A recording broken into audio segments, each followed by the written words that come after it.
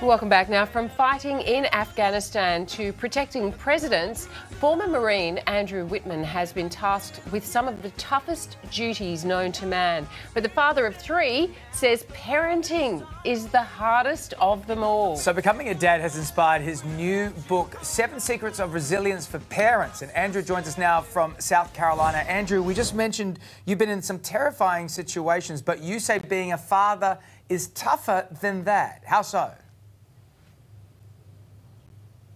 Well, you know, as a parent, you are so emotionally invested in your kids, like greater than anything else. So anytime there's a hiccup that comes along in life, because you want the best for them, that it's emotion on steroids. It's way tougher when something happens to your kids than something happens to yourself or out in the real world. So your book is about building resilience in both parents and their children.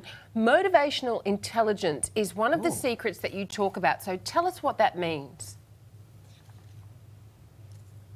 Yeah, every kid is different and every kid is motivated in a different fashion, right? So motivational intelligence deals with how do the parents get the kids to approach things that are good for them, that nurture growth and development, instead of avoid those things. And with every kid being different, right, the book delves into how do you find those internal emotional drivers to get the kids to move forward.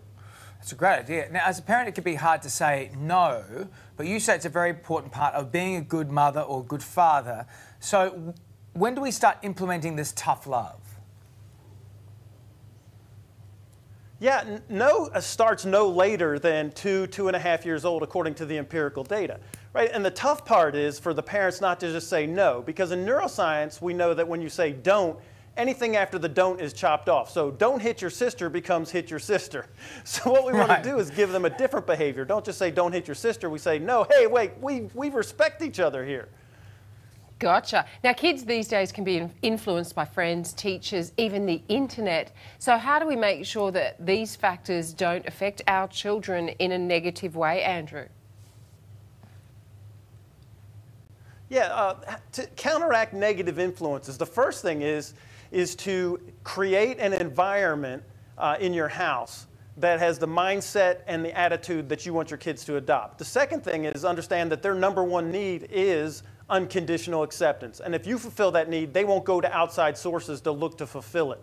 We also, every time a negative event happens, use that as a teachable moment. We want to go over our responses. What could we do different that'll make a better result next time? And finally, as a parent, I want to consistently model the behaviors and character traits that I want to see in my kids. True, that's good, good lessons there. So before you go, we're going to parent Australia a little bit with some problem solving with you, Andrew. Let's start with bedtime. It's daylight saving here. Sonia and I are having trouble getting our kids to bed when they're told to. What's the solution?